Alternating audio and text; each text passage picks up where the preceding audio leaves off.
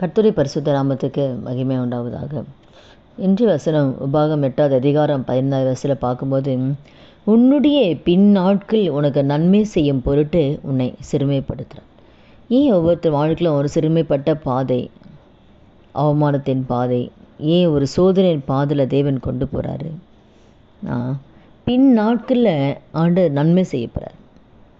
பின் நாட்களில் உனக்கு நன்மை செய்யும் பொருட்டு உன்னை சிறுமைப்படுத்தி உன்னை சோதித்து மனாந்திர பாதையில் கர்த்தர் கொண்டு போகிறார்.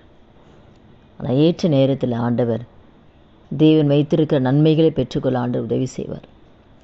யோசேப்போட வாழ்க்கையில் கூட பார்க்கும் பொழுது யோசேப்பை குறித்து ஆண்டவர் மிகப்பெரிய ஒரு தரிசனத்தை ஆண்டவர் கொடுக்குறார். ஆனால் அந்த தரிசனம் நிறைவேறக்கூடாதபடி எத்தனை பாடுகள் மத்தியில் அவன் கடந்து போனான். அப்போது போன பாதை தரிசனத்துக்கு சம்மந்தமில்லாத பாதை. கூட பிறந்தவங்களே குழியில் போடுறாங்க. போத்திபார் மனைவி மூலம் ஒரு கெட்ட பெயர் வருது. அடுத்தது சிறைச்சாலை வாழ்க்கை. அப்போ ஆனால் வைத்த தரிசனமாக பெருசு தான். ஆனால் போன பாதெல்லாம் அவமானத்தின் பாதை, பாடுகள் தான். ஆனால் அங்கே போன அந்த பாதையில் போனால் தான் தேவத்தை அந்த தரிசனத்தின் பாதையில் போக முடியும். அதனால தான் அந்த பாதை. அப்போ சிறைச்சாலையில் யோசிப்பு இருக்கும்போது தான் பானபாத்திரக்கார தலைவாங்க சிறைச்சாலை போடும் பொழுது இவன் சொப்பனத்துக்கு அர்த்தத்தை சொல்கிறத கேட்டு ராஜா கிட்ட சொல்லி, அப்போ அந்த தரிசனம் நிறைவேற அந்த சிறைச்சாலை பாதை அவசியம். அப்போ நம்முடைய வாழ்க்கையில் கூட தேவன் நம்மை குறித்து ஒரு தரிசன திட்டம் வச்சிருப்பார். தேவன் நமக்கென்று ஒரு நன்மைகளை ஆசீர்வாதங்கள் வச்சுருப்பார்.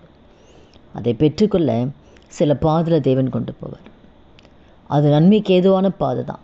நீங்கள் போகிற பாதை இப்போ உங்களுக்கு நினைக்கலாம், ஐயோ அது தீமையான பாதையாக இருக்குமோ, அது அவமானத்தின் பாதையாக இருக்கலாம், அப்போ அது கண்ணீரின் பாதையாக இருக்கலாம். ஆனால் அது உங்களுக்கு ஆசீர்வாதத்தின் பாதை தான். நன்மையான பாதையில் கொண்டு போகிறதுக்கு தான் இந்த பாதையில் ஆண்டு கொண்டு போகிறார். அப்போ எல்லாமே நன்மைக்கு தான். நீங்கள் போகிற ஒவ்வொரு பாதையிலையும் தேவன் நன்மைக்கு தான் ஆண்டு கொண்டு போவார். பின்னாட்களில் நன்மை இருக்குது, ஆனால் இப்போ நமக்கு தெரியாது. அவர் எது செஞ்சாலும் நமக்கு நன்மைக்கு தான் செய்வார். அதனால் அதே போல் தரிசனத்தை நிறைவேற்றினார்ல யோசேப்பு வாழ்க்கையில், உங்கள் வாழ்க்கையில் கூட தேவன் உங்களை குறித்து வைத்த தரிசனத்தை ஆண்டு நிறைவேற்றுவார். அவமானத்தின் பாதையில் கடந்து போகிறீங்களா? வனாந்திர பாதையா, கண்ணீரின் பாதையா? ஆனால் ஆண்டவர் உங்களுக்கு நன்மை செய்ய போகிறார். பின்னாட்களில் நன்மை செய்யும்படியாக உங்களை அந்த சிறுமைப்பட்ட பாதையில் கொண்டு போகிறார். அதனால் நிச்சயமாக இந்த பாதையை கத்தர் எப்படி யோசிப்ப கத்தர் ராஜா ஸ்தானத்தை அடுத்த ஸ்தானத்தை உயர்த்தினார், உங்களையும் நல்ல ஒரு ஸ்தானத்தில் உயர்வில் கத்தர் நிறுத்துவார். நீங்கள் எதிர்பார்க்கிற நன்மைகள் உங்களை தேடி வரும். அதனால் சொந்து போகாதீங்க. கத்தர் உங்கள் வாழ்க்கையில் பெரிய நன்மை செய்யும்படியாக அந்த பாதையில் கொண்டு போகிறார். ஜெபிக்கலாமா? துதிகள் மத்தியில் வாசம் செய்கிற நல்ல தகப்பனே, இயேசுவின் நாமத்தில் இந்த சமூகத்தில் வருகிறோம். இந்த வார்த்தை கேட்குற ஒவ்வொருத்தர் வாழ்க்கையில் ஆண்டவரே, அப்பா இந்த பாதையை நீ வைத்திருக்க நன்மையை பெற்றுக்கொள்ளதான் ஆண்டவரே. பின்னாட்கள் நன்மை செய்யும்படி தான் இந்த சிறுமைப்பட்ட பாதை ராஜா.